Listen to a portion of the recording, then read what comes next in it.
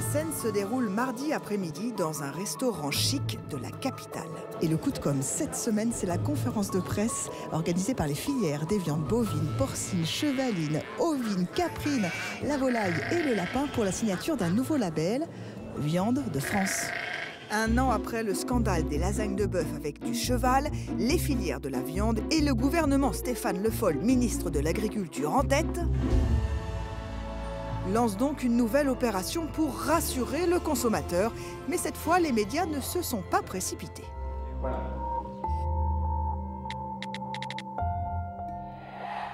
Avant le début de la conférence, le président de la filière bœuf nous parle de la problématique actuelle.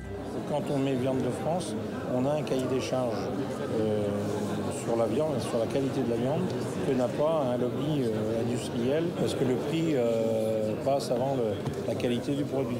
Et oui, car la traçabilité a un coût que l'industrie agroalimentaire dans sa majorité ne veut pas payer. Une enquête publiée dans UFC Que Choisir montre que dans les plats préparés, 2 produits sur 3 n'affichent pas l'origine des viandes. Alors mardi, Monsieur Bœuf, Monsieur Porc, Monsieur Lapin et Monsieur Volaille avaient mis le paquet pour présenter leur nouveau logo à grand renfort de jingle très fort et parfois impromptu. Je vous invite à... Ensuite, les 3 ministres, Stéphane Le Foll, accompagné de Benoît Hamon et de Guillaume Garot, ont martelé leur message avec le mot du jour, confiance. Il s'agit pour nous tous de travailler à restaurer la confiance des Français dans leur alimentation. Et nous savons que depuis des années, cette confiance a été ébranlée. C'est une façon de dire aux Français qu'ils peuvent avoir confiance. Confiance. À tel point qu'au moment des questions, la salle était comme hypnotisée. Qui ouvre le bal des questions, j'allais dire tout simplement, il suffit simplement de lever la main. On n'a aucune question sur cette signature. Finalement, il y aura 2 questions sur l'impuissance de la France face à la Commission européenne qui refuse encore de rendre obligatoire l'étiquetage. Qu'est-ce que ça change au niveau de la réglementation? Est-ce qu'elle a été votée, la loi sur l'étiquetage? Mais sans relance, le gouvernement a botté en touche. Nous décidons donc de remettre le couvert. Ce qui pose problème, on est d'accord, ce sont les plats préparés. D'accord? C'était le scandale d'il y a 1 an. Et 1 an plus tard, quand on fait des enquêtes, on se rend compte que finalement, par exemple, le label viande bovine française n'est pas du tout appliqué majoritairement sur les produits parce que Bruxelles bloque. Donc là, vous faites encore un effet d'annonce avec ces logos. Mais ça sert à quoi finalement? Tant qu'on n'a pas la réglementation européenne, on ne pourra pas obliger tout le monde. Mais tous ceux qui voudront valoriser les productions françaises et qui le feront avec les logos auront à respecter le cahier des charges. Donc lutter aussi contre le lobby, parce que c'est un peu ça le souci de l'industrie agroalimentaire. Comment vous faites? Quelles armes vous avez?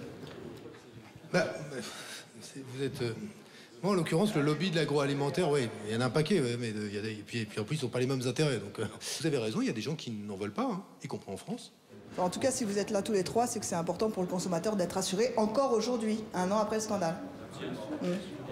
Et au cas où on n'aurait pas bien compris le message, le directeur de cabinet de Stéphane Le Foll nous propose un petit débriefing. Ce qui n'a pas été explicite peut-être suffisamment dans les interventions, et c'est peut-être ça aussi votre question, c'est que ça va marcher pour les produits transformés.